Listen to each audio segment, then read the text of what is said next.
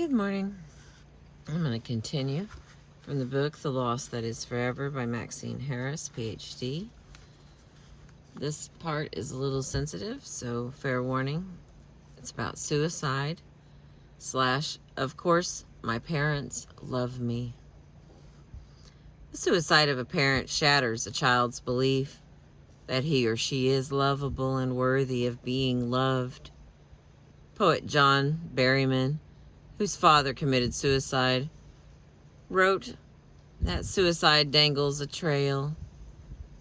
Alice James wrote in her diary in 1889 of suicide, "It's bad that it is so untidy. There is no denying that, for it bespatters one's friends morally as well as physically. When death happens suddenly or violently, or after a long illness, a child must contend with the uncertainty of the world and with a parent's inability to prevent disaster. Yet that child knows that his or her parents did not want to die. Given a choice, he or she would prefer, like Arthur Ashe, to be there forever. When a parent commits suicide, the child must contend with the fact that the parent died willingly, that he or she sought death and knowingly, thoughtlessly, and selfishly left the child behind. The refrain of, "If my mother or father loved me, how could they have left me?" haunts the lives of the survivors of suicide. Children may come to doubt their own worthiness and inherent goodness. Perhaps it was because they were not good enough that the parent chose to leave them. Here is Jane's story. Jane was only 6 years old when she was awakened by the lights of an ambulance flashing on her bedroom ceiling. She went downstairs to find her mother and 3-year-old sisters crying and holding on to each other. At first, she was only told that her father had died. She learned the truth that he had hung himself in their basement 2 years later when a boy in her class began teasing her on the school playground. He kept singing, "I know how your father died, I know how your father died," and she ran from the playground with the sound ringing in her ears. It was only then that her mother told Jane that her father had killed himself. Jane's mother, who had lost her own mother when she was a girl, was completely undone by the loss of her husband. She was overwhelmed, and she took much of her grief and anger out on her youngest child. Although she had been a caring mother before her husband died, Jane's mother became a tyrant in widowhood. She began hitting Jane, beating her until she was black and blue, and screaming at Jane that she hated her and wished that she had never been born. Jane says she lived much of her childhood in a fog. "I was like the walking wounded. I don't remember much of anything. I was completely unhappy my whole childhood. The first time I remember feeling any joy was when I was 20 years old." When Jane was 22, she was touched by suicide again. A troubled young man who had been her boyfriend asked her if he might come and spend some time at her apartment, hoping perhaps they could rekindle what had been a passionate but unhappy romance for both of them. Jane told this young man that she did not think it was a good idea for him to come and stay with her. 6 months later, Jane discovered that the same man had killed himself 2 months after her rejection. "I blamed myself. I had a mini nervous breakdown when I found out. I couldn't stop crying, and I was in bed for 4 months.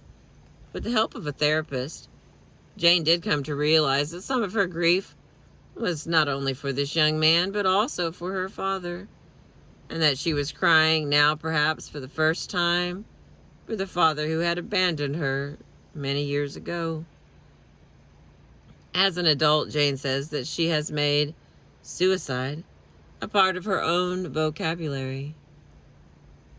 For her, suicide exists as a real option in a way that it does not for those who have never seen it touched someone that they love. Once in her late 20s, Jane made a serious suicide attempt. The attempt was precipitated by a man she loved rejecting her. Although she knows rationally that this must have been connected in some way to the death of her father when she was a girl, Jane remains unable to control her overwhelming sense of unlovability whenever she feels rejection. When she made her own suicide attempt, not only was Jane feeling abandoned, but she was also aware that she wanted to rejoin her father. She had a strong sense that if she died, she would at last be reunited with the father who had left her. Not only would she be with him, but this time she would get a chance to know him, to understand him, and perhaps to understand what had motivated him to leave his family without any warning. In order to avoid the intolerable blow to self-esteem that comes from believing a parent chose to die, some children construct explanations for the suicide that allow them to continue to believe that they were loved. Harry's mother killed herself when he was 8 years old. Her successful attempt had been preceded by years of failed attempts. Harry remembers coming home from school on more than one occasion to find that his mother had been taken to the hospital because of an overdose, or that all the windows and doors were closed because she had attempted to turn on the gas and kill herself. When Harry was only 6 years old, his father left the family. He took his 2 sons for a ride in the country and told them that he could no longer live at home with their mother. The boys continued to see their father, but they were now the sole witnesses to their mother's self-destruction. She drank heavily, invited a series of men into her room, and was frequently depressed. Despite her behavior and her eventual suicide, Harry has managed to continue to believe that his mother loved him. He points to 2 things in particular. First, that she frequently hugged him. If she had not loved him, she would not have embraced him as she did. Second, he remembers her saying to him, "Where I am going, I will always see you, and I will always be connected to you." As an adult, he has sometimes wondered whether her promise of continued love and connection was just the alcohol talking. Yet he continues to believe that despite her personal anguish, his mother loved him. As I was concluding the interview with Harry, he asked me if I had ever read a story by Raymond Carver entitled, "What We Talk About When We Talk About Love." I told him that I had not, and he recommended it to me highly, saying he thought it was very relevant to the book I was writing about early loss. Shortly after the interview, I obtained a copy of Carver's story. It is about 4 friends who are sitting around a table, drinking and talking about the meaning of love. One of the women recounts the story of her ex-husband who killed himself. When their marriage ended, her husband had become threatening and abusive. He bought a gun, which he used to threaten her. Yet ultimately, he put the gun in his own mouth and used it on himself. His ex-wife says, "I was in the room with him when he died. He never came out of it. But I sat with him. He didn't have anyone else." Her current husband responds, "If you call that love, you can have it." "It was love," she said. "Sure, it's abnormal in most people's eyes, but he was willing to die for it. He did die for it."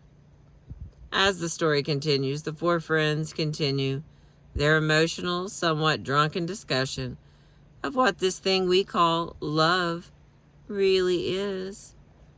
It seemed an apt story for a man who continued to believe in the love of a mother who had killed herself. The next little section is denial / "I can believe what I see, can't I?" The circumstances surrounding early death often give a child the confusing message that reality is not as he or she sees it. Early and unexpected death is overwhelming, not only for children but for surviving adults as well. In their own grief and confusion, these adults sometimes reason that it is better for children if the reality of illness, death, painful feelings is denied. Regrettably, these would-be helpers compound the trauma of loss by telling children over and over again that things are not as they see or believe them to be. Even in the face of tangible physical evidence, some family members insist that children ignore or deny that a parent is seriously ill, that a death has actually occurred, or that the child has any feelings about illness and death that must be acknowledged and expressed. This triad of denial may create an atmosphere of unreality in a bereaved family. If a child speaks the truth about what he or she sees and feels, then the child breaks the conspiracy of denial. If, on the other hand, the child accepts the shared distortion, then the child must deny the validity of what he or she sees, hears, feels, creating an assault on the child's belief in a rational and knowable world. Denial of illness. From the time when someone first noticed a lump on her father's neck to his eventual... Okay, let me read that again. Denial of illness. From the time when someone first noticed a lump on her father's neck to his eventual death 6 years later when she was 16, Tanya thinks her family mentioned the word cancer only once. Her father's illness was not only not spoken about within the family, its very existence was denied. In recent years, Tanya has been told that her father had cobalt treatments, which severely burned the skin on his neck. Yet she has no recollection of seeing burns on her father. She has also been told that the initial lump was followed by several others, and that her father's disfigurement increased toward the end of his life. At the very end of his life, her father's voice changed, and his ability to breathe was compromised. Yet, despite these obvious changes, Tanya has no recollection of ever seeing the physical changes taking place in her father, or of having the opportunity to talk about the changes with members of her family. Once, when she was in 6th grade, Tanya remembers a boy in school taunting her by saying, "Your father has the big C." She remembers being ashamed and mortified and running home crying, vowing that she would hate this cruel little boy forever.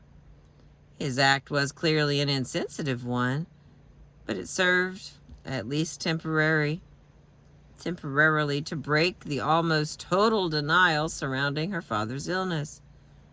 She and her siblings were not only prohibited from saying what was real, they were also denied the right to see what was obvious to them all. Shortly before her father died, Tanya's mother assembled the entire family for a final group portrait. Once again, however, Tanya's mother was unable to acknowledge to her children that she wanted this portrait because she thought it was the last time the family might all be together. Instead, she used the occasion of a relatively minor school event to gather her family for this last photographic memory of their life together. It is not merely that Tanya's family prohibited talking about her father's illness. The veil of silence that fell over her childhood prohibited her from seeing what was going on. The denial assaulted her sense of what was real. Her memories of the time from age 10 to age 16, the period of her father's illness, are either distorted or non-existent. Because she was not allowed to see what was going on, it was impossible for her to remember what happened. The denial of death. Next category. In some families where death happens suddenly and unexpectedly, there is a conclusion to deny that the death has occurred at all. Rebecca, the woman described in the previous chapter, whose mother's disappearance was never mentioned, remembers being 6 years old, standing outside the hospital, being told by her father that her mother had gone on a long trip.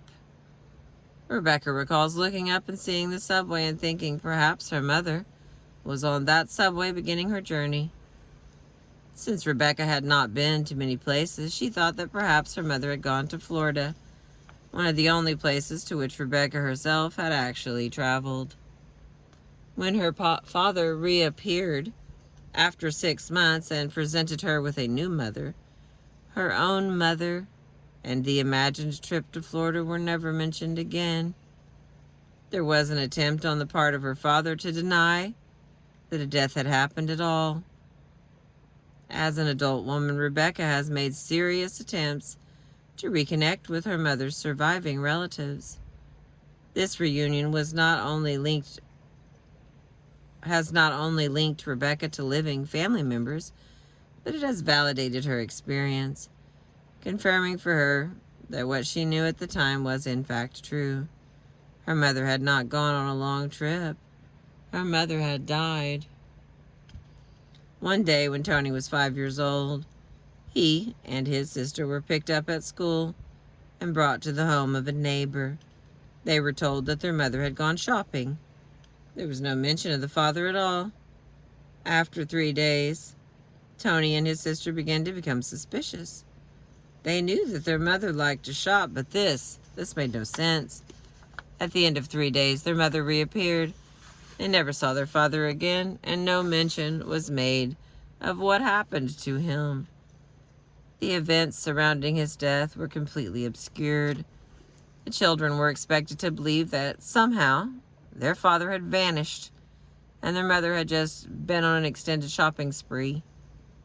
Several months later, Tony, his mother, and sister were taking a trip, and he remembers hearing the porter yell, "We are holding the train for a new widow and her 2 children."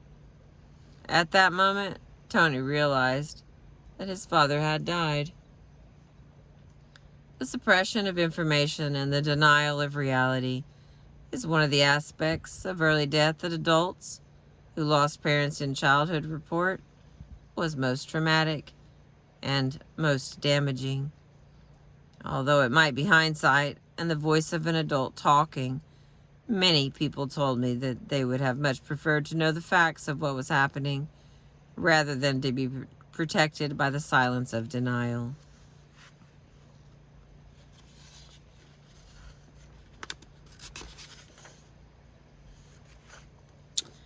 The next little piece here, denial of feelings.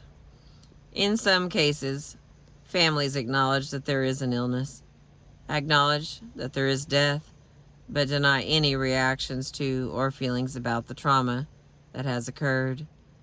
If the child expresses any emotion, he or she is quickly told that either those feelings are not real or that those feelings are not acceptable. Tracy grew up in a family where looking good and appearing cool and calm were highly valued, so it is no surprise that her family worked hard to deny its feelings when her mother died. Tracy was 15 years old and completing 10th grade when her mother went into the hospital.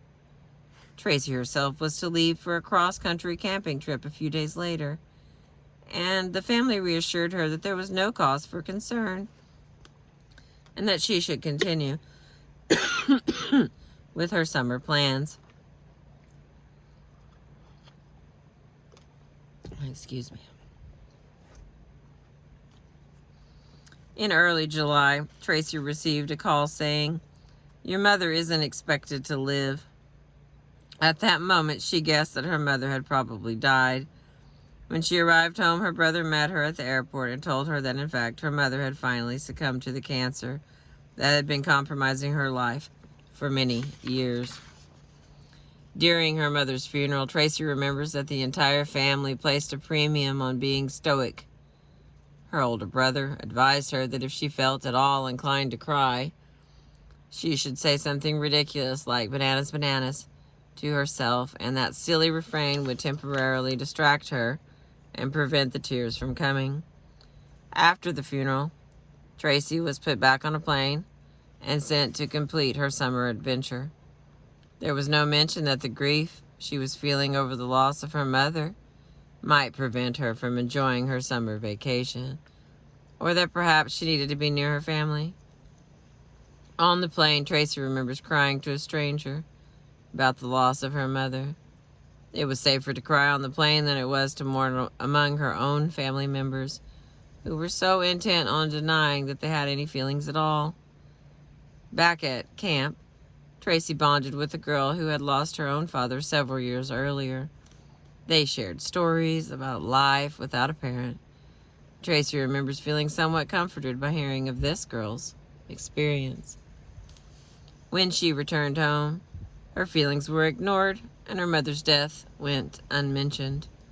Tracy's brother was away at college, and she and her father resumed life, two boarders sharing the same space, but in no way two mourners comforting one another. Tracy knew she would need to get on with her own life, but she was very aware that she could not feel anything that might be upsetting to her father, or that might break the family's injunction to remain aloof and detached in the face of powerful feelings. Tracy now realizes that she dulled her own feelings during those years. With precocious sex and marijuana, two powerful drugs used to numb a hurting person. Lucy, whose mother died when she was 17, told me about a custom in her Caribbean homeland designed to prevent mourners from denying their feelings. The funeral begins in the family home, with the body laid out in familiar surroundings. Family and friends are joined by a group of professional mourners whose sole responsibility is to make sure that family members feel their feelings at each appropriate moment. When Lucy first saw her mother stretched out in the coffin, she remembers trying to distract herself by examining the coffin itself. She looked at the hinges, the metal work, the way the wood was polished. One of the professional mourners, realizing that Lucy was avoiding her feelings, came up to the casket and began to wail. She called out Lucy's mother's name and said, "Why, oh why did you leave me?" At that moment, Lucy began to cry. The mourner had accomplished her task. As the funeral procession continued to the gravesite, professional mourners again and again made sure that family members were not allowed to deny their loss. At the gravesite, Lucy began to walk away, and one of the professionals grabbed her arm and brought her back. Lucy would not be allowed to leave the gravesite of her mother until she had cried. At the time, she remembers thinking, "What a nuisance these intrusive mourners are." As an adult, she has realized how important it was for her to cry and to weep and feel her pain at the loss of her mother.